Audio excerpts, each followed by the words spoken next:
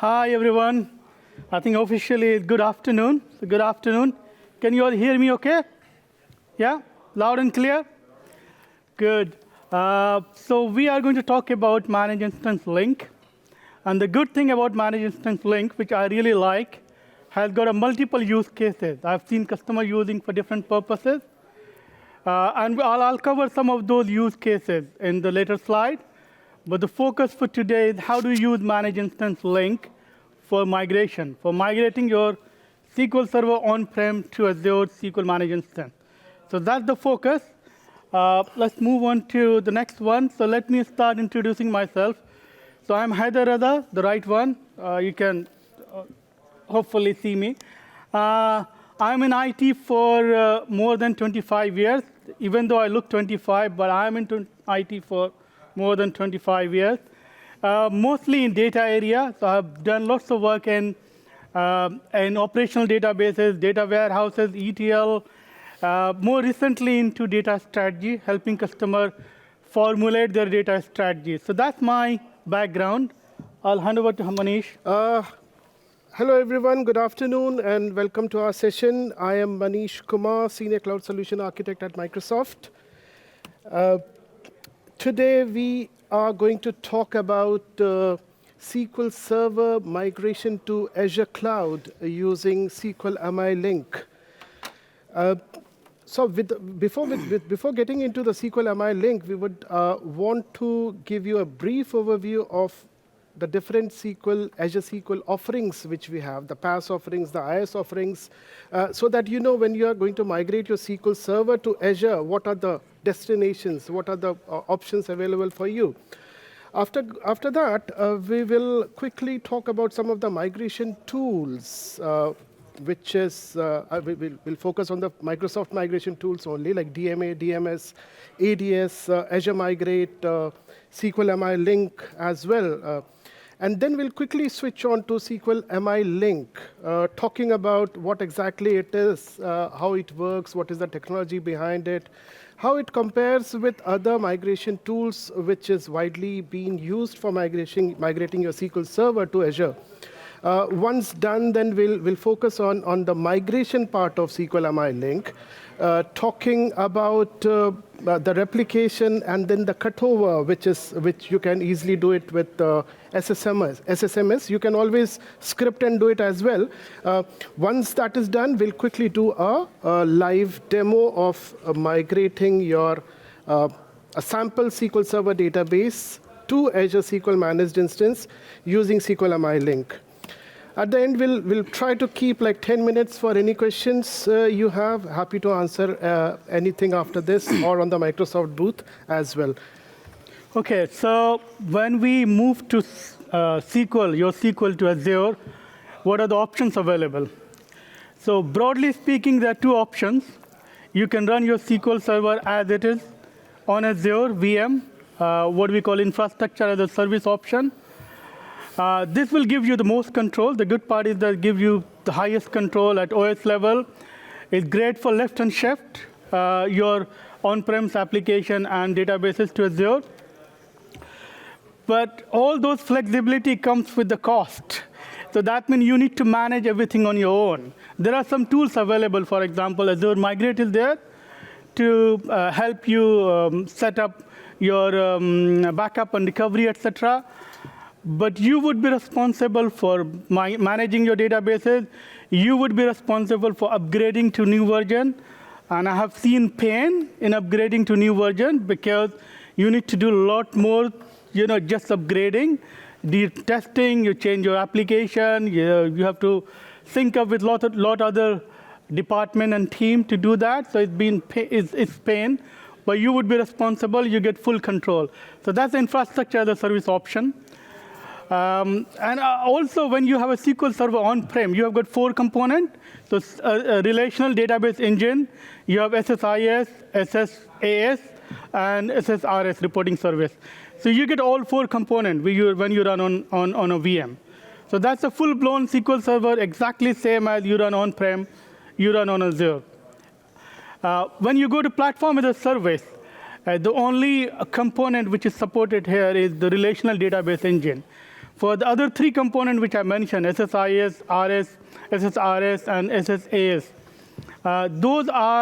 there are different platform as a service option for them because they're used for different purpose. And that's why they have been segregated. So for platform as a service option, we are talking about relational database engine here.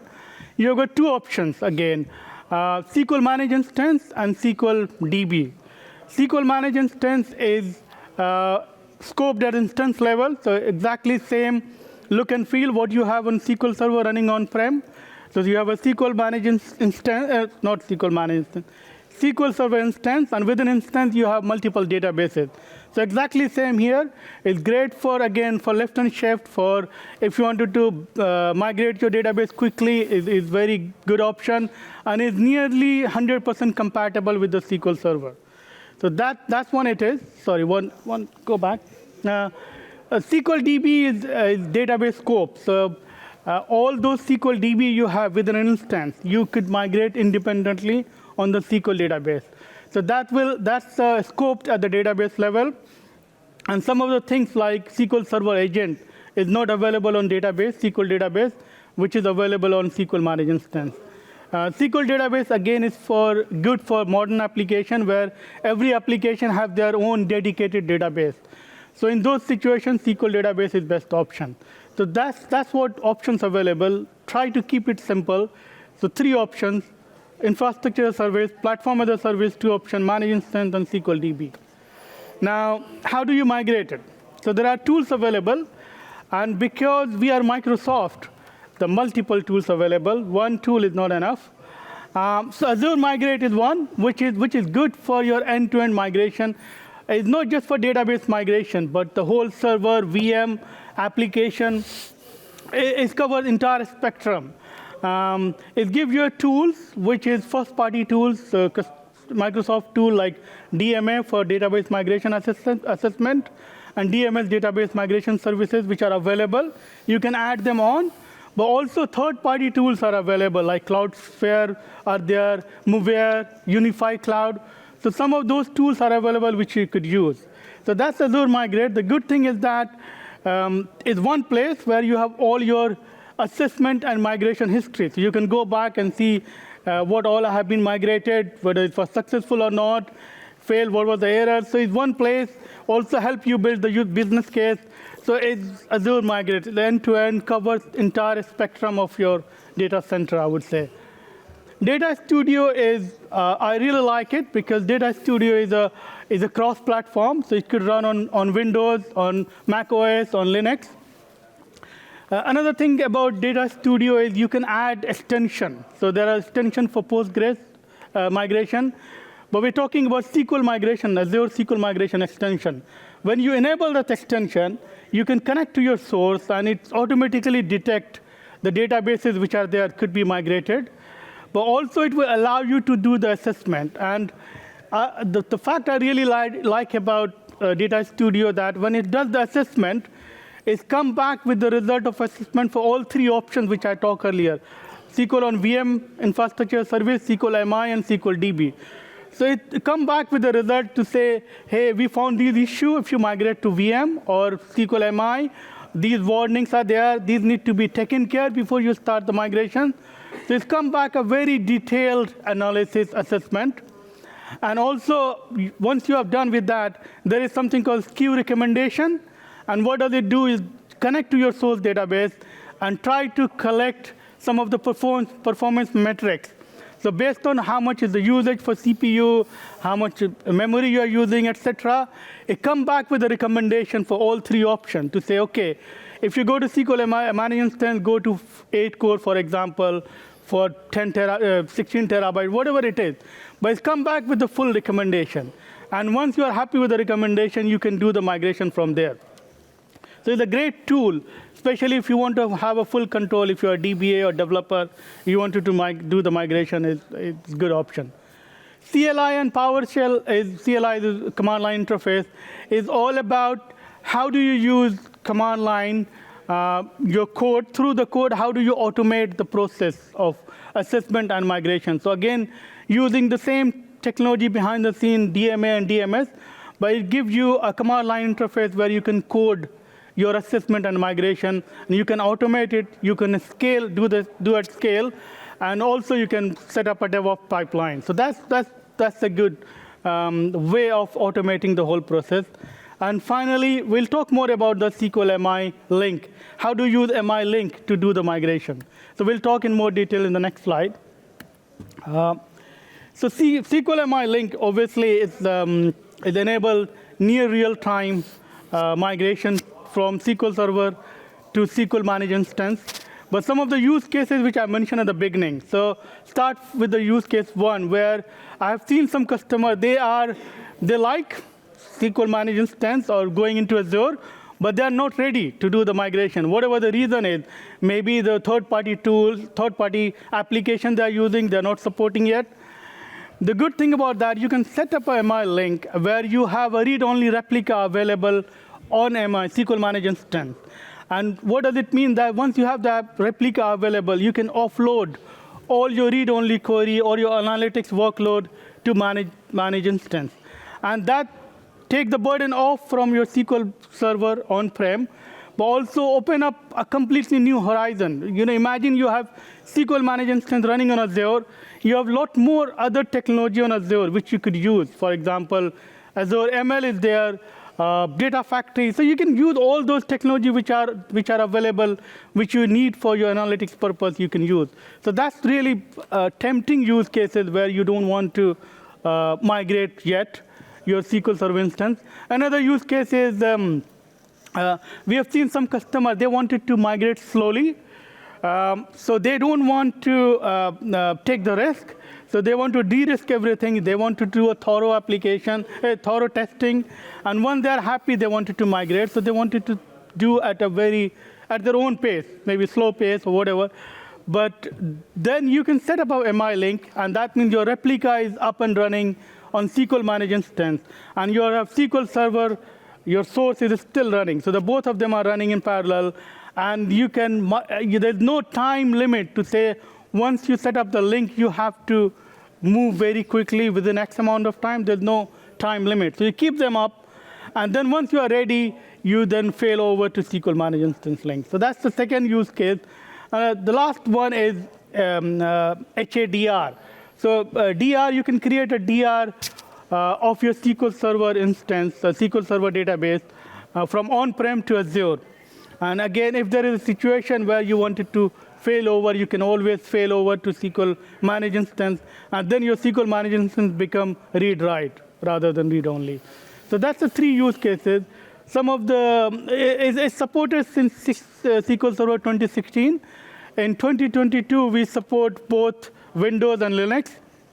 And one-way replication is available in SQL Server 2022. It's still in preview in rest of the version. And disaster recovery is available in limited public preview in 2022. So just one thing. Two-way replication is a yeah. Okay. Yeah. Sorry, there is a correction. Two-way replication. Should not be one-way. It is two-way. Yeah. Yeah. So. Okay. MI link. Okay. Let me finish. Then I'll hand over to you. That's fine. You can go. Yeah, you're done. Right. So let's quickly talk about. Sorry. Yeah. On the previous slide. Thank you. Hello. On the previous slide, it didn't list SQL Server 2017. Is there a reason why? There is no technical reason, actually. The only thing is because 2016 came and 2017 came within a year. So it's more of targeting more customers rather than, so not many customers on 2017. It's in the making. So you'll see it soon. Sometimes in 2023, we don't have dates. I can't tell you the dates, to be honest. But it's going to come. But anything 2016, 2019, 2017 is going to come, and 2022 will be supported. Nothing before that, but unfortunately. Yeah. There is going to be a cumulative update for 2017 that will then allow it to happen. Right. So let's talk about how SQL MI works. Let's get into a bit of technical things. So the basic underlying technology which SQL MI uses is distributed availability groups. Okay.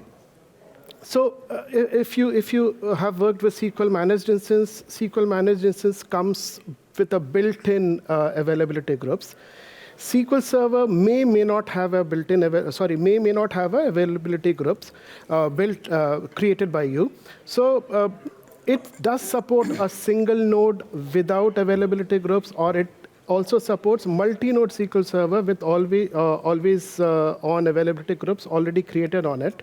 Either way, SQL MI Link will create availability group on SQL Server if it is not there, and then create a distributed AG between SQL Server and Managed Instance. Now, because SQL distributed AG does not have any dedicated endpoints, it uses, it leverages your SQL Server endpoint as well as SQL MI endpoint. Now, these two are the different systems, and that is the reason why we have to create a trust between them before they start communicating and talking. So that connectivity needs to be secured, that endpoint needs to be trusted with each other, and that trust at the moment is only supported using certificate authentication. Okay, so what happens is you have to create a certificate on SQL Server that is shared with MI. MI's public keys are shared with SQL Server, and that is how the trust gets created. It uses a secure connectivity between your on-prem SQL Server and a managed instance, either using VPN, so you can configure a point-to-site VPN, you can configure a site-to-site VPN. It also uses ExpressRoute, so it is recommended that you use ExpressRoute. When I show the demo, I'll tell you where exactly, because at the beginning, when the replication starts, it starts seeding. That means it starts restoring your database backup. At that moment, it needs a lot of bandwidth because actually your database backup is being migrated to cloud. And that is why we suggest that you use ExpressRoute, but you can always have a VPN tunnel created as well. So one good thing about SQL MI Link is if there is any network failure in between, you have set up a replication, network fails, it pauses there, and when the network is back up and running, it resumes from there. So there is no interaction needed from your end as a user. Also, if a SQL Server is down, whenever it comes up, MI Link starts from there. Okay, and the one limitation, as well as it comes with some benefits as well, is MI Link supports 100 links per instance, managed instance. Now, what does that mean? MI Link works on database scoped. So if you have an instance with like 10 databases in it, if you have a SQL Server instance with 10 databases on it, so there will be 10 MI Link created to migrate that. Okay, now that is, when I say limitation, it has some benefits as well, which Heather is going to discuss in upcoming slide. So I'll leave it there.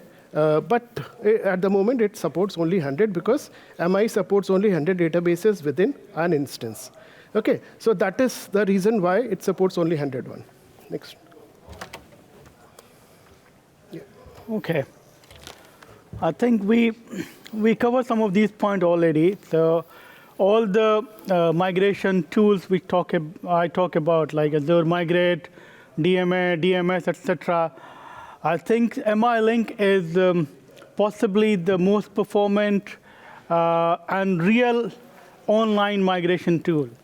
But remember here, when we talk about MI Link, we're talking about migrating from SQL Server database scoped, as Manish mentioned, to SQL Managed Instance. The other tools would help you to migrate to other options, like SQL DB and SQL on VM. So that's the thing we need to remember, that this is only when you wanted to migrate your SQL Server on-prem to SQL Managed Instance. But this is the fastest way to do that. If you look at the diagram, I think Manish already mentioned that you need to have a separate link for every database you wanted to migrate. But so if you have a SQL Server instance running on-prem, you don't need to migrate every database from there. And that will give you a kind of flexibility, because I've seen lots of customers, they have got a SQL Server instance running on-prem, It has got multiple databases, and those databases is used by different applications. So they are kind of independent database used by different applications, and that will give you a kind of flexibility to move individual database when you need. And you can still keep the remaining database that could still there. If you look at the bottom picture, you have other databases which is not being replicated through MI Link. So that could coexist. And on the other side, on SQL Managed Instance, again, you can have the replica from on-prem SQL Server instance, but you can also have other databases, which is read-write. So you can have a combination of both. So that gives you flexibility that, OK, you don't have to migrate everything, all the database in one go, and you can do a mix and match. And this screen, I think, will talk about some of the benefits which we have seen, again, from my own experience as well, where, as I mentioned, there are practical situations where you have SQL Server up and running on-prem, multiple applications using different databases. Now, because you had a situation where you have a SQL Server instance already running, the new application came, you said, OK, let's create a database, give it to you. Now, when it comes to migrating to Azure, you can now pick up the logically related database and put them into one SQL Managed Instance. So that gives you a flexibility to consolidate databases coming from different SQL Server instances from on-prem, and then put into one SQL Managed Instance. And on the other hand, it will give you opportunity to deconsolidate as well. So you have got one SQL Server instance, and then you have multiple databases within it used by different applications. Now, you got an opportunity to put them into different places. So if you look at that, I don't know whether you can read it or not, but what we're trying to showcase that SQL Managed Instance, one is in US, another one is in Europe. So you can migrate your database, which is close to your customer, where your customer is. So that will give you a flexibility to play with and move it the right place. So there is no compulsion that you move everything in one go in one SQL Managed Instance. So that's the benefit. Right. So we are now going to talk about the differences between log replay service and MI Link. Now, where does this log replay service come from? This is being used by a lot of other migration tools, like when we talked about DMS, when we talked about ADS, they all use log shipping or LRS under the covers. Okay, MI Link uses distributed AG as I spoke. So that is the technology difference between the two. Now, both log shipping as well as DAG, both are pretty robust technology, has been used for quite some time. But availability groups or distributed availability groups is more recent as compared to the log shipping. And hence, we can say that it is more advanced as well. When it comes to the replication performance, SQL MI Link is near real-time replication. It is asynchronously replicated, but almost it catch-ups pretty fast, depending upon your networks. In case of LRS, it restores the backup every few minutes, so it is kind of slower than when you compare to MI Link. There is an upper hand of LRS when it comes to the supported database or the source or SQL servers. It supports anything above 2008, while SQL MI Link only supports 2016, 19, and 22 at the moment. 2017 is going to come soon. Okay, read-only secondaries. I believe you did speak about read-only secondaries. So when you set up a MI Link, your SQL Server database is read-write. Your SQL MI database is read-only. This is replicated to SQL MI. But this read-only secondary is available for you to use. So you can run your read-only workloads. You can run your tests, as Heather said earlier. You can run your migration tests and all those things if you want, until you are pretty sure that, yes, we are done. Let's do a cut over and complete the migration. Okay, but that is not the case with the log replay service. You can't access the read-only secondary in that case. Go back. Okay, from a network connectivity type point of view, it is much easier to configure LRS because it uses public endpoint. Saying that, you need to configure private endpoint, you create a VPN and open some of the some of the ports as well. Ports like 502 to 5022 and 11,000 to 11,999 needs to be open from inbound, outbound perspective. It is much easier from LRS perspective, but much secure when it comes to MI Link. Okay, both uses SSL for data transmission as an encryption, but there is an additional layer when it comes to SQL MI Link, and it uses data encrypted with AES as well. Cutover is a big, I think, a major benefit as when it comes to SQL MI, especially with business critical tier of managed instance. Cutover is pretty instantaneous. I'll show it now, although for a bigger production database, it may slightly be more, but it should be less than a minute or something. But in the case of a log replay service, any of the migration tools which uses LRS like DMS or ADS, the cutover will be the time it takes for the last backup to restore, especially when it comes to the business critical tier. I won't get into too much detail of business critical tier, but on a very high level, when you create a SQL managed instance in business critical tier, we create 4 databases for you. Okay, 1 is the primary and 3 secondary, all configured and in AG. Okay, so what happens in LRS? When the cutover happens, the seeding of your secondary database, 3 secondary databases starts when the cutover is initiated. So your primary database gets seeded to secondary, and that is where it takes longer. But that's not the case in SQL MI. It is almost instantaneous for SQL MI business critical tier as well. Next slide, please. Yeah. Okay. No, the SQL MI, as I said, we create 4 SQL MIs, 1 primary and 3 secondaries. Now, if there is any issues or if we are running any system updates, the primary fails over to the secondary. Now, what will happen if the replication is or the migration is running and the failover happens in managed instance side? What happens is, in case of SQL MI Link or log replay service, it pauses there and starts after the failover happens.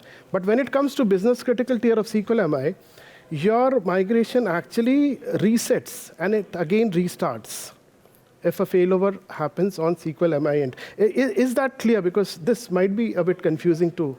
Is that clear, this one? Okay, no questions, that's fine. Now coming to the reverse migration, probably you all know or Heather covered, SQL Server 2022 can be reverse migrated to on-prem. That's a big thing that has been asked by customers now for years, especially with the financial customers when they want to document. Before coming to cloud, they have to document that if they have to go back, what is the way of going back? And earlier, your backup of SQL MI cannot go back to SQL Server. Okay, the only way was taking your backpacks or something and then move it there. From SQL Server 2022, you can do a reverse migration using SQL MI Link. So that is a big use case. So it works both the sides. It migrates, it replicates to this way, and it also replicates to the other side as well. So that's what it is with the difference between the MI Link and LRS. Okay. Yeah. All right, some of the prerequisites and best practices. So first one is very obvious. Use the right version of SQL Server, which is supporting. So 2016 onwards. You must have a sysadmin permission on SQL Server on-prem, which you would like to migrate. You must have a contributor right on SQL Managed Instance, where you are migrating to. If you're using SQL Server Management Studio, you need to use version 19 or later. This, I think Manish touched upon. So your SQL Server must be in full recovery mode and backed up with at least one full backup. And for obvious reason, you need one full backup to seed from your on-prem to managed instance. But the full recovery mode is important as well, because I've seen some customers, they have got a SQL Server running on simple recovery mode, especially if they're using in data warehouse kind of situation. So SQL Server must be in full recovery mode because you want to capture all the changes. They need to be in sync. So you can't throw away some changes and then sync the remaining. That's why it needs to be full recovery mode. Port 5022, Manish already covered. So that's the port for AG that need to be opened up. Best practice, schedule to take log backup frequently. Obviously, for obvious reason that if you have a smaller log backup, it will be quicker to catch up when you are catching up with SQL Managed Instance. Some of these trace flag is improve the performance really well. So trace flag 1800, I think that would force SQL Server to use 4K disk block size for I/O, log I/Os. So that's irrespective of what the physical block size is. And T9567, that trace flag make sure that compression is on. And obviously, when you compress it, your seeding is much faster. So that's the two flag which would help you improve the performance of your migration. OK, so when it comes to migration, now we had a quick overview of what SQL MI Link is. We talked about DR and all those, reverse migration as well. Now coming back to the migration part, because this session is all about migration of your SQL Server.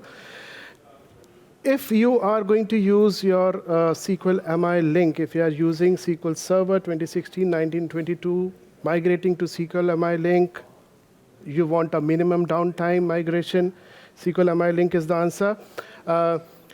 When you go and configure SQL MI Link for migration, you have to do two things. First, set up a replication. Then, when you are happy to cut over or ready to complete the migration, you will go and initiate a cutover, which I'll show it in the second slide. And after that, we'll run a demo. OK. Now, I'm going to use SSMS to run this demo, and it is pretty simple to do in SSMS. Any SSMS after version 19, 19.1, take the latest version, and it does everything for you. OK. But if you are looking to understand what exactly SSMS is actually doing under the covers, this slide would help you to understand. Now, this screenshot on the right is from the SSMS. So these are the things which SSMS does for you. But what exactly it is doing, as I mentioned before, there needs to be trust created. So what it does is, and this may help you if you are going to use DevOps or something, or script your migration so that you can repeatedly use it, then you need to understand that, because you will be using PowerShell, and you will be doing all these things which SSMS does for you. So it is important to understand. I won't go into too much detail, but it's good to understand what happens. So it starts with creating a trust between SQL MI and managed instance. What it does is it creates a certificate on SQL Server end, shares the public key to SQL MI, gets the certificate from SQL MI, and shares the public key to SQL Server. Then for SQL Server to trust any of the certificates which is being used by Azure database.windows.net domain, you need to have Azure root trusted certificate in SQL Server. So you have to import that root certificate. There would be a Microsoft certificate, and there would be a DigiCert certificate that needs to be imported on SQL Server. And that is where your trust between the two is set up. If there is already AG on the SQL Server end, you don't need to create, because SQL MI comes with an AG built in. If not, SSMS will create an AG. It will create a distributed AG, and then create a link between them. And that is when the replication starts. So Initially, a seeding process will happen. So one of the prerequisite was to take a backup of your SQL Server. If your SQL Server is not backed up, a full, complete backup, then it will stop. Okay, you have to have a full backup of your SQL Server. That particular backup is being moved to cloud, Azure, and that is where the seeding shows. So if you go to SQL MI, then you'll see the database, and it will show on the bracket seeding. Once the seeding completes, that is when the replication kicks up, and it keeps your both the database asynchronously replicated, almost nearly depends upon your network. I can't say that, but it is nearly in synchronous replication. Once so we have created that. Once you have created the link, replication is on, everything is fine. Now you are happy to go and initiate a cutover. Again, there is a very easy way of doing that. SSMS comes with a failover option. Before that, you should be shutting down your application and ask users not to commit any transactions in your SQL Server. You cannot convert your SQL Server as a read-only database. Why? Because it is configured as a primary database in the DAG, distributed AG. Okay, so you can't do that. You will have to shut down your application and ask users not to commit anything at that time. Okay, there is a small checklist when I'll show you. SSMS will say that have you shut down everything or not. Once that is done, that is when SSMS will convert your async replication into synchronous. So just be mindful that if still anyone is using SQL Server, your SQL Server might get slow because it is now synchronously replicated. Okay, once that is done, it checks the LSN on the SQL Server side, log sequence number, and checks the LSN on MI side. When both the LSN matches, it actually drops the replication, drops the AG, drops DAG, and that is when your SQL Server and SQL MI are two independent databases, both in the read-write mode. And after that, you do what you want to do with your SQL Server backup, drop it, whatever. So your application should now start pointing to SQL MI, and that is where the migration ends. OK, so we'll quickly jump into a quick migration. Any questions before we proceed to the demo? Yeah, please.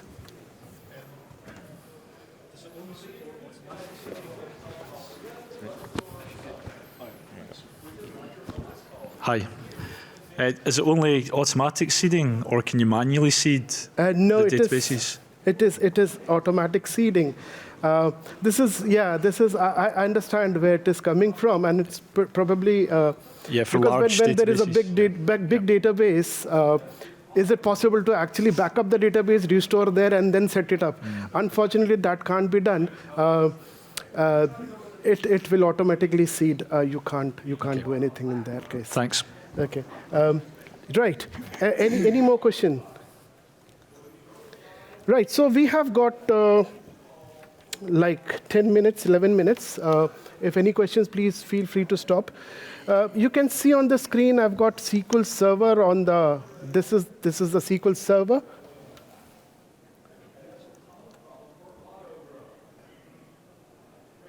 What authentication does Microsoft use to connect database and backup in managers? Okay. Let me take that question at the end. Right. Is it not coming on the screen? No. Okay.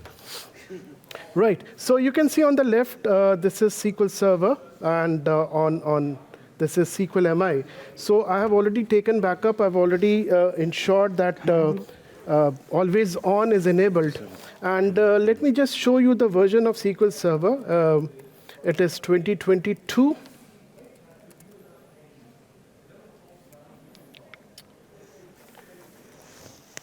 Looks like VPN is down. Let me switch it on. Yeah, it's on now.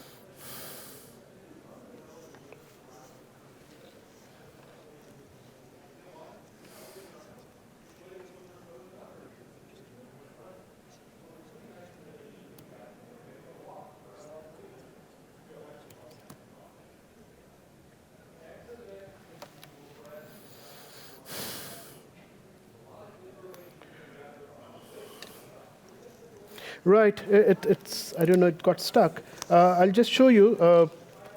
We have got AdventureWorks 2019 on SQL Server end, and there is no AdventureWorks database on SQL MI. I hope it has got connected by now. And yeah, so you can see this is SQL Server 2022. I'll go to SQL MI end, and you can see that this is SQL MI. Now, one of the prerequisites was to take a backup. I've already taken a backup. The other one is there should be at least, you don't need to enable your HADR, but always on availability group, sorry, not HADR, always on availability group should be enabled at least, which I have already done. If not, you can always go to settings and do. The two trace flags which Heather mentioned is already been set up, 1800 and 9565. Now what I'm going to do is, I'm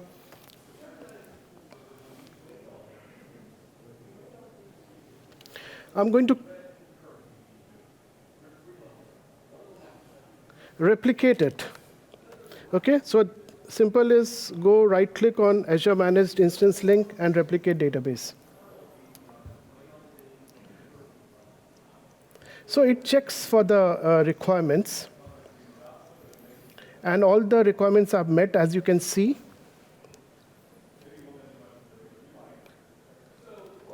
It goes then and selects all the databases which are available. So it will come up with 3 databases. And I'll select, OK, AdventureWorks. This is what I'm going to replicate now.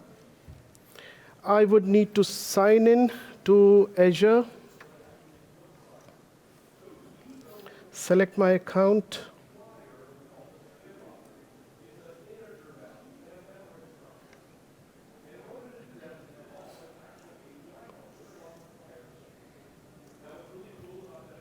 OK. And the resource group is, I've selected the resource group. It comes back with all, OK, the resources and where the SQL MI sits. I'll have to log into SQL MI from here. I'll just log in with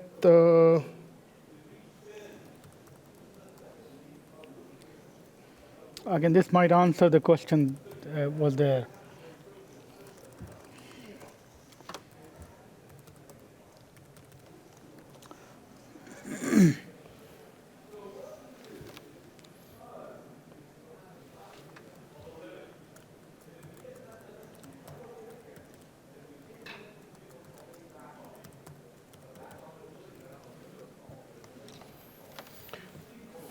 Right, login successful. Next. Now this is the distributed AG part. You don't have to do much over here. It has already selected all the certificates and everything, name. It is asking for IP address, which is 10.0.0.4 in our case, which I've put, and then next, and finish. So this is what it will do. It will create certificates and share the certificates between SQL Server and MI, create a availability group, create a distributed availability group, and then join SQL Managed Instance into that hybrid link. Once everything is done, it will clean up the setup, the scripting, which it is done. So you can do everything using PowerShell scripting, and that is the reason I wanted to talk about, okay, what exactly is going under the covers. So this is what SQL MI does, SQL MI Link does. Once everything is done, close. Let me just refresh my managed instance, and now AdventureWorks appears over here. Okay, so let me go to SQL Server end and create a database. Sorry, create a table. If there is already one, yeah, there was. I'll create a SQL bit session and insert. Let me just create it. A new table is created with 3 columns in it. I'm going to insert 1 record here. Right? It's done. 5 minutes. Thanks, mate. Now let's go and query that, whether I can see the SQL bit session, SQL bits table over here or not. So there is one. So database got replicated. I've added a new table, if just in front of you. That got replicated pretty quickly as well. So that is how it has been set. Now it comes. I'm happy with my replication. Now after all my testing and whatever, I've decided now let's go and complete the migration. So the next step would be again simple. Go and click on the failover. Next. It goes and looks at the database, comes back. OK, I want to fail over this one. There are two different SQL MI links set up. I'll select AdventureWorks. OK, so I'm signed in now. It selects a subscription. That's absolutely fine. There are two things. One is you can force failover, but it says that you may lose some data because we are not checking for LSNs and all other things. Other one is planned manual over. And it says that I confirm that the workload is stopped. So I've stopped all the workload. I'm not running any transactions on it. Stop the applications. Just go to next. And I'll also clean up the availability groups as well, along with the migration. Once done, finish, and it will do all the things. It is now converted your async replication into synchronous replication. And now it is checking the LSN. In progress, once that checks is done, there are 3 attempts it's going to do. Done, rest 2 attempts skipped, and your migration is completed. Now, if I go into the database property of SQL MI, you can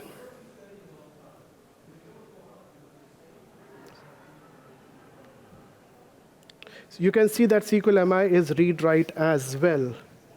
Right. So replication was set. MI was read-only. Failover happened. MI is read-write now. SQL Server is a different independent database now. SQL MI is different independent database now. Point your application to SQL MI, and that completes your migration. Right, and that is it from us. Any questions? Yeah, could you repeat that question, Mike? What was that? What authentication it's using? So between the setup, I believe whoever is asking wants to ask that what authentication is using when you set up MI Link. So it is all certificate-based authentication at the moment. When I was talking about the trust, it uses certificate-based authentication to do. Yeah. Hello. Once you set up the independent database on Azure, I take it you cannot relink it at that point. They're separate. Sorry, I didn't get you. Yeah, once you separate the database, 2 different ones. You cannot relink it. No, it's done. Yes. If it is 2022, there is a different there is another different SSMS which gives different options. It is not publicly available. It is not even private preview. It's in development, where it asks you whether you want to complete the migration, cut it over completely, or you want to keep it in reverse migration kind of thing. So once you do that, this will keep running, and whatever the changes you are doing here keeps coming back to the SQL Server. OK, thank you. Yeah. Any more questions, please? Good. I think the final point I would say that when you move to platform as a service option on SQL, that's the last upgrade you would do. There's no more upgrade to SQL Server. Then you don't need to worry about SQL Server 2017 or 19 or 22. You are done for life. So look at platform as a service option. Good. So let's summarize. So plan your migration based on your business needs. There are so many options available. Discover SQL Server instances across your enterprise through Azure Migrate. Access and get right-side recommendations. Lots of tools provide that recommendation. Execute migration with one of the appropriate tools. We talk about all the tools. And use MI Link if your target is SQL Managed Instance. So that's all for now. Thank you very much. I hope you enjoyed it, like it. That's it. Thank you. Please fill up the survey. If you can scan this and give us some feedback, that will be great. Yeah. Thanks a lot. Thanks for attending.